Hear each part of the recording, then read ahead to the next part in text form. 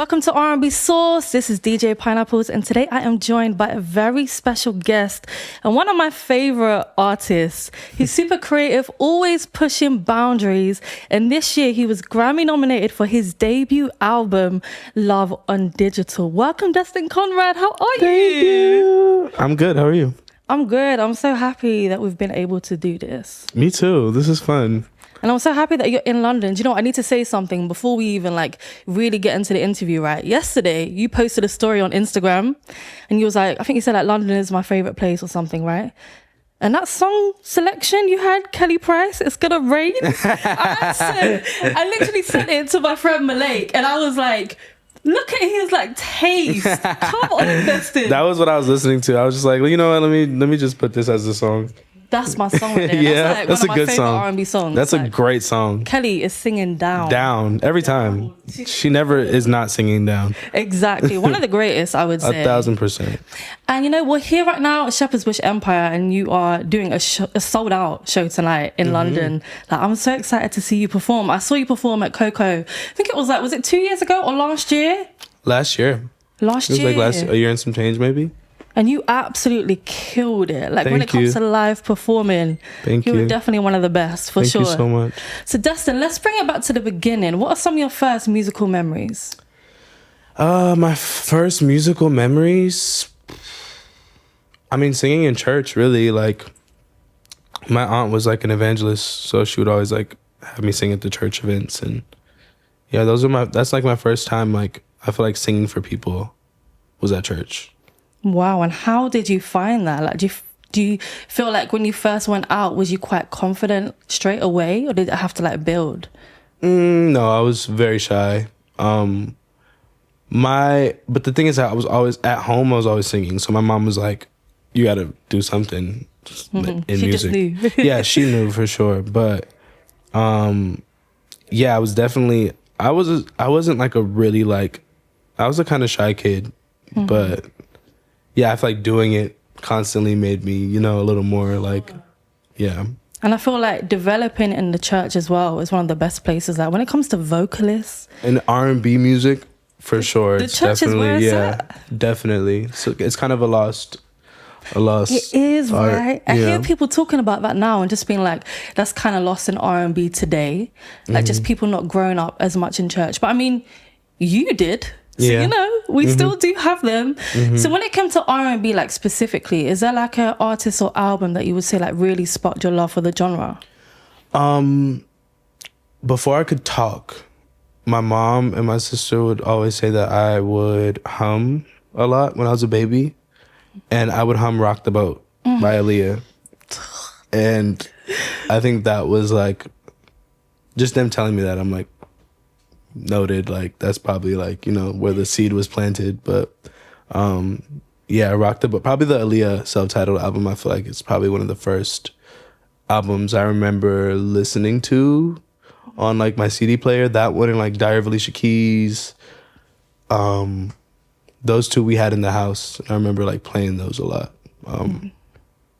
Yeah, they're great albums. Aaliyah for me is actually my favorite artist. Yeah. And Rock the Boat, that groove right there. No, unmatched. You can't sit still when that song comes on. I don't think we'll ever have a song that hits that nerve. It's just and it's you move, but it's such it's just you can close your eyes and just move. It's nothing. I haven't heard a song like that ever. Yeah. I don't think. No, I completely agree. We definitely miss Aaliyah. Yeah, for sure. So much. Rest in peace. For sure. So you've been releasing music since 2019, right? Yeah. Your first single. And this year, you released your debut album, Love on Digital. And I remember being really excited to listen to the album and waiting up till midnight. Really? And I was like, yeah, because here, when it hits midnight, all the new albums come out. And I always, if it's an album I really want to hear, I'm going to wait up. And I was like, I'm so excited to listen to Destin. And you really delivered. I remember messaging these guys and being like, this album right here is straight fire. And one of my standout tracks is Kissing in Public. And I love, the Neptune's influence. And you killed the choreography in that video as well. How did that song come together? I made it in Tulum in Mexico. I went actually to finish part 2 of the Submissive EPs. And yeah, we went to Tulum. Me, Matt Keen, and K1 actually were just in the room. Actually, no, I was gone. They were in the room. And they were working on something. They told me to come down, and I was like, okay. And K1 kind of had the like beginning melody, like the hook, basically. And I was like, whoa, this is fire. I was like, let's write this. And we wrote it there. And we had a demo. And then the next day, like, I think we went to bed, and the next day we recut it, and that's how we made it. That song is straight fire. It was so easy, honestly. Like, we just kind of wrote it line by line very quickly. Probably took like maybe like an hour or two. And wow, that's quick. Yeah, and then we cut it the next day, added like the vocals, the like crowd vocals, me, her, Sasha, Keable, Mac, we all just like sang on it. There's a lot of like group vocals on it.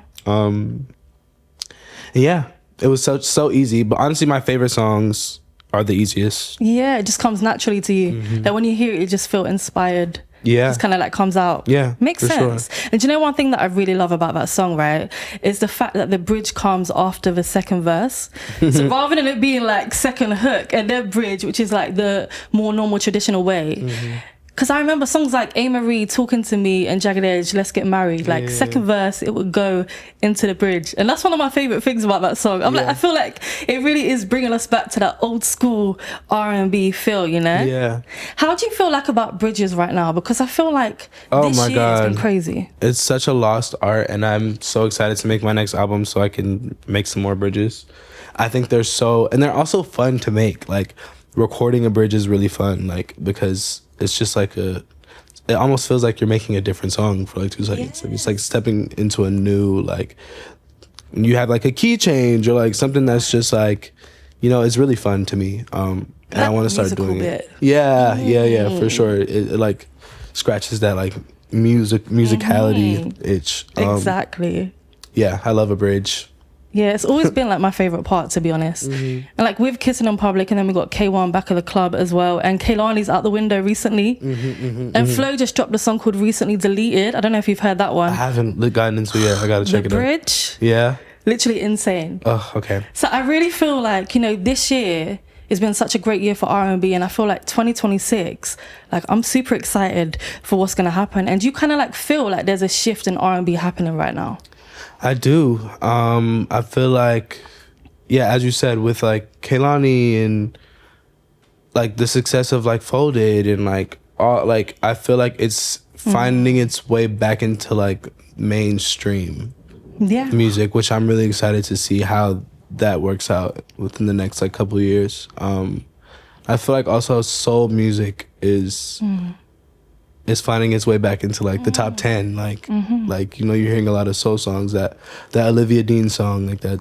Yeah, exactly. That's soul music, and like that is pop. Yeah. Right now, you know. Yeah, exactly. And I think, yeah, I'm excited to see how that grows. I feel like we're kind of like yearning for that a little more. We want to feel something, I think. Yeah. You know? I agree. Yeah, I'm super excited. And Kehlani with Folded, like I'm so happy for her. Like, Me too. It just blew this year. And she had like first top 10, right? She's flipping crazy. Like it's so amazing. I think R&B is like, but it's like we know, like, and it was that for a long time, and then it kind of like pop music kind of took this like turn, like being a little less layered, and like it was more like on the nose. Exactly. Like people, it was just easy. I feel like people are yearning for a little more, and I love that. Because in the 90s and 2000s, it literally was like pop. Yeah. It was so commercial. Oh, R&B was pop. Like everybody was like R&B, like. Exactly. Yeah. So, but it always changes. But I'm excited for it to be in that bag again, and like, yeah, I'm just excited. So am I. So you've built creative relationships with UK artists like K1 and Sasha Keable, and you've also connected with Kari as well, who's featured on the album and also is supporting you tonight on the tour. How did those relationships begin? Like, how did you guys connect? I met Sasha at a party, just out in London. yeah, I didn't even know she was as amazing as I'd never heard her music. Like, I just saw her at a party. We started chopping it up. It was very, like, natural. Like, and then, yeah, met K1 through Sasha. And, yeah, same thing. Didn't even know. Like, it was very, like, honestly, like, fate. Like, I feel like God just kind of puts people together sometimes. But, yeah, and then we just got really close. And then I found out they made music. And I was like, wait. Y'all are my besties. And they're so good as well. Incredible. Kari, I was a fan of. Yeah, I was just such a fan. Like, I heard her. I think Jack James actually showed me her. And I think her and Jack went to school together, if I'm not mistaken. Okay. And he showed me Kari. And I was like, whoa, obsessed. And I'm so glad that she's on the album. Like, For as sure. a fan, like, I'm like... Yeah. I freak out. 'Cause I'm like, so obsessed with her. I think she's incredible. I think she's a phenomenal songwriter, vocalist, and just she has so much swag and like she's so like just fly. I love Kari so much. Yeah, I love the London R&B scene. I think you guys have something so like special. I was actually just talking about it. Like, it's very like, you guys have your own like ether of songs that I feel like a lot of Americans never knew. Like, even that like Usher song that nobody in America knows, but like was like a #1 hit here. Oh, you're on about Pop Your Collar. Yeah, I never heard pop. Still to this day, have not heard Pop Your Collar. But That's like, insane. That's what I'm saying. Do you know U-Turn? By Usher? Yeah. No. Wow. No, girl. I'm like, I don't know. A lot of Americans don't know it either. I promise you. Like, that's just an example though. Even like y'all have your own things that like went up here that like did not cross over to America, and I feel like that's what makes the R&B here that people make so different, because it's like your pop music was different than our pop music. You guys are like into dance music and stuff like that, and like you have your own like just like things that I feel like are engraved in like the new artists like delivery. No, I agree. I think UK R&B right now is absolutely killing it. 1,000%. Like, there's some of the best artists right now, like in R&B, that we need to be paying attention to.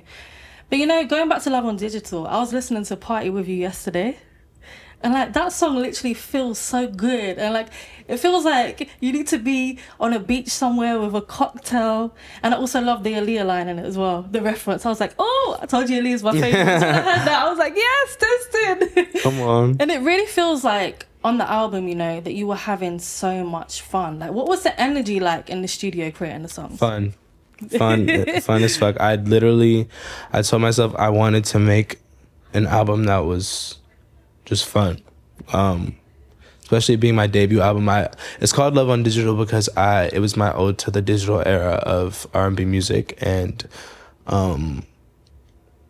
like the music that like there was a shift in R&B in like the early 2000s when you just brought up like the Neptunes, like and Justin Timberlake and like Ronnie Jerkins. Like there's a lot of producers that like kind of pushed R&B in a different way. Then like when you compare it to like 90s R&B, it was a little more like instrumental, and like we got these like softwares that like, you know, people use that just made the R&B different. And exactly, it was my nod to that. And like Kissing in Public is literally my direct nod to like Justin Timberlake, Justified, like the Neptunes. Like that's a great album there. That was I'm like, I wanted to scratch that itch for the debut album because I just wanted it to feel like the music that inspired me. I didn't want to like think about it too hard. I didn't want it to be this complex thing. I didn't want to like make it like super artsy fartsy. Like it was just like I wanted to feel like summer. I wanted to have fun. I wanted to feel like I'm on the beach. Hence the cover. Like I just wanted it to have so many fun elements, and I feel like it really translates here. And I'm so glad that you see that, because it just makes me happy. It's very affirming when people say that it's a fun album, because that was the only intention. And you know, one thing that I really like admire about you as an artist is just how fresh and like creative your sound is. And you're always like pushing boundaries of R&B and like doing different genres. Like you have jazz, like bossa nova as well, Jersey as well, you know, reggae. And it always still feels very Destin. You know? Thank you. How do you like push yourself creatively, and how do you stay inspired? I'm a fan of music. And I don't think that will never change, no matter how big I get. I think I love music, and I'm always listening to music, different kinds of music. I love jazz, hence why I made a jazz album. Like, I'm just a fan of good music, and I think that is just going to show up within my music as well, because I'm a fan first, and constantly just being inspired by a lot of things. And I feel like naturally I just have my way of doing that like is true to me. Exactly. I don't like to emulate, but I like to keep in mind what I'm inspired by, but I don't like to be too on the nose with what I make. If I'm gonna make like a song inspired by something, I'll make sure people know I was inspired by it, but it's not like exactly that. Like, it's not a cover of the, you know? Yeah. Because it still always feels like you. That's what I'm saying. Yeah. You know? I agree. Which is super cool. And you know your song Time Moves Slow? It has like a really unique time signature of like 7. And I was like, as a songwriter, like, how do you approach writing in that kind of rhythm? I don't know. You know, like, Kim. yeah. And I feel like that song is, I don't like performing it because it doesn't translate the way I intended to when I was recording it. Like, I played that song last tour for like 2 shows, and I was like, they don't get it. Like, a lot of people, it's not a common time signature. A lot of people like listen to music with a very like on the note. Yeah. But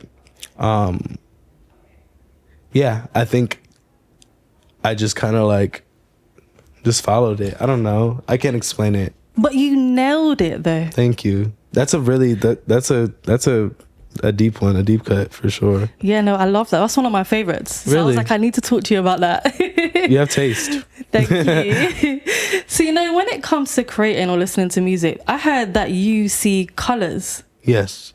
So how does that like come up or like show up in your creative process? I don't know. I feel like maybe when after I make a song, when I'm like thinking about a way to like creatively show it, like display it, whether it be like within the cover or like a music video, it's very easy for me to be like, okay, I want these colors. I want, you know what I'm saying? This is what I'm seeing, like, because I hear that. I don't know. It's very weird. I can't explain it either. Like, some things are just red to me and some things feel pink and some things are like blue. I don't know.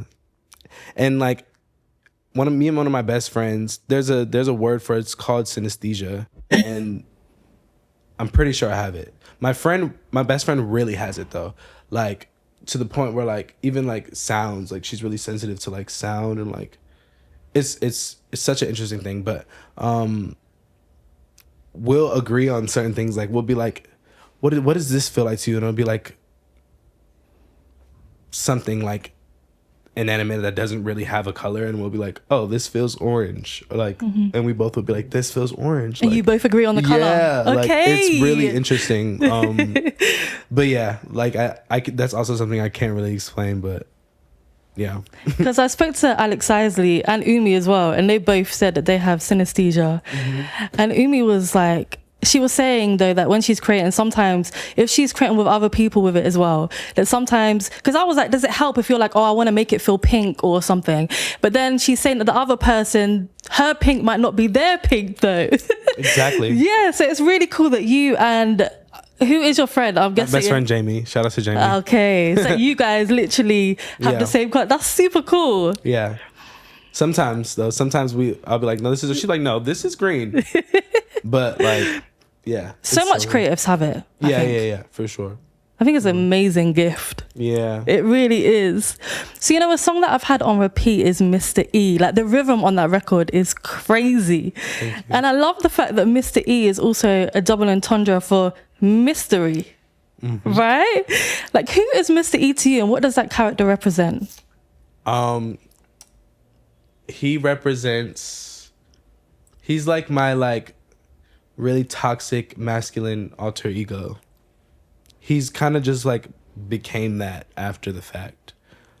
He really likes jazz. He made my jazz album. I didn't make my jazz album. Mr.E made it. He's actually from London. He's from I think he's from is he from South London?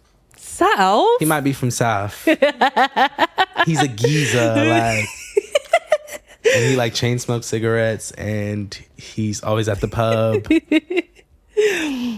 He eats pie mash. Oh no! Oh no! That's a real geezer right there. He's kind of gross. Yeah.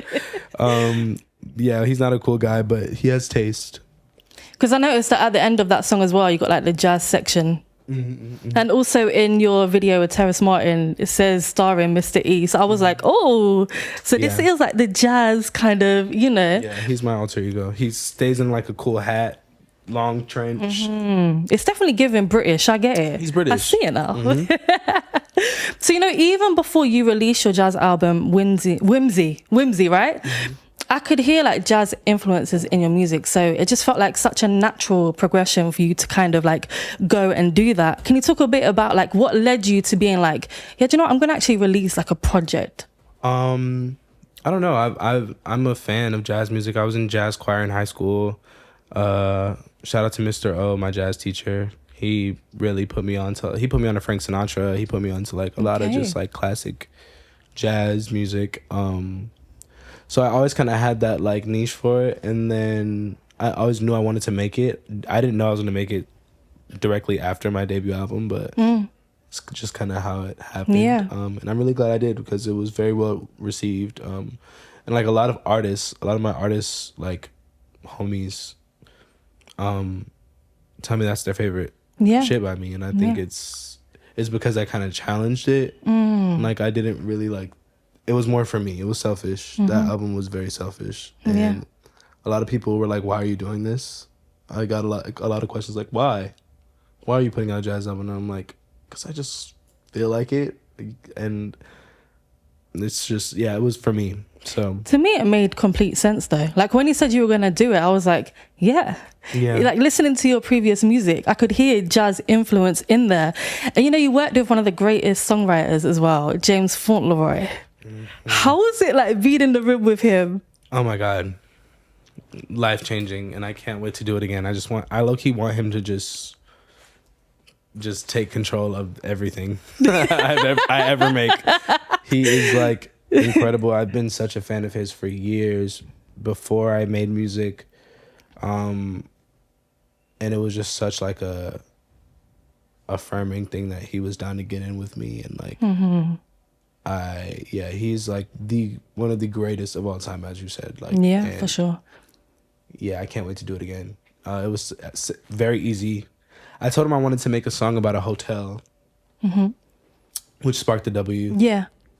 And he actually was the one that came up with the line to say, you want to win, come stay at the W, like the W being the win. Yeah. And I was like, whoa, you just made it better. Like, he's just like, he's an alien, and I can't wait to get in with him again. I need to, like, as soon as possible. Now, he is absolutely crazy. And you know, I need to say a huge congratulations to you for being Grammy nominated on Love or Digital. Like, when did you find out the news? Where were you? I was on my tour bus in America, and the night before I actually had to cancel a show because I had like a very crazy fever, and like it was just like achy. It was really bad. And the next morning I woke up and my head was hurting, and they came in the room and they were like, wake up. Oh my God, crazy burp. Wake up, you're Grammy nominated. And I was like, huh? Like head hurting. I'm like, what do you mean? Like you're not nominated for a Grammy? And I was like, for what? And they were like, Love on Digital, wow, that's progressive R&B album. And I was like, what the fuck? Oh. And then they came in and gave me a shot. My head was still hurting. A shot? Yeah. A shot of tequila. And I ran that up, and then I called my mom. And I was like, Mom, I'm Grammy nominated. She's like, no. She starts bawling. Wow. She's like, everything I ever did wasn't in vain. Oh God. Jamaican ass. She was just very like, yeah, it was really sweet. I actually called, Sasha called me and was bawling too. Everybody was just crying. Yeah. Everyone's so proud. Yeah, it was a very, very, I keep saying the word affirming, but just affirming. And it was just like, no matter what happens too with this, like I don't have to win, but it's just like such a confirmation to just keep 100%. It going. Like, even if I don't win a lick of anything ever, like just to be like seen by such a prestigious like group of people. Definitely, you're on the right track. Yeah. And I am rooting for you, Destin. Thank like you. in Feb, but we'll be like, come on. Thank you. You deserve that. A debut album. Amazing. So do you know what? We're on R&B Sauce, right? So I need to get into some of your favorites in R&B, okay? Definitely. I would love to know, what are your top 3 R&B albums of all time? Number 1, I feel like I would have to say Never Say Never by Brandy. She is just the GOAT, and there's nobody like Brandy. And that album is top to bottom, no skips, just like one of the best R&B albums of all time. For sure. Shout out to Brandy, my mother. Usher Confessions. Yeah. I feel like it's just such like it's like a raw, gritty album. And he was so honest. Yeah.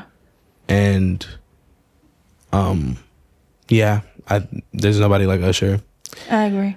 And I'm gonna throw in Voyage to India by India.Arie. Yeah. That album healed me in high school. I feel like I just needed it when I discovered it, like rediscovered it, because I remember hearing the songs when I was younger, but like my senior year of high school, I would literally play that album down, and I really needed those like words. So yeah.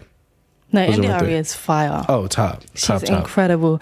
So what about your top 3 modern day R&B classics? I would say like the last 10 years. Songs.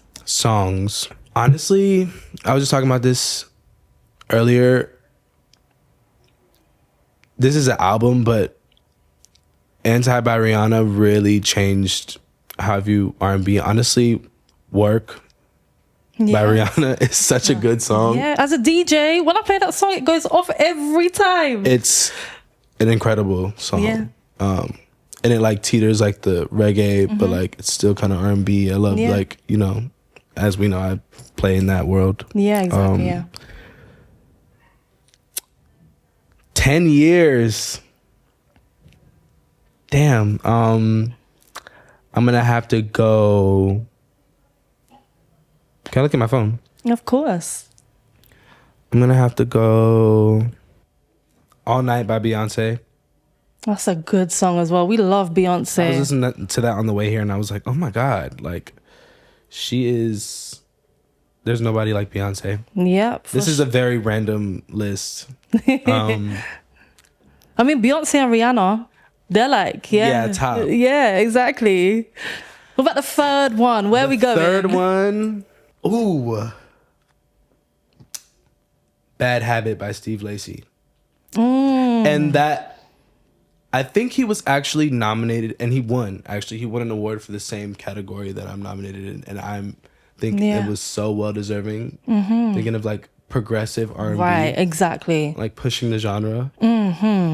He is hands down pushing it, like in such a way that we've never seen it. And it like it's the same thing. It kind of like teeters like alternative music, but there's R&B elements to it, and like the bridge and the musicality of it is like, I'm definitely gonna have to say that he's super talented. Yeah.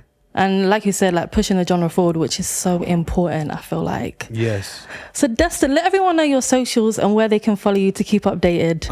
At Beyonce. Okay. Destin Conrad. My name's Destin Conrad.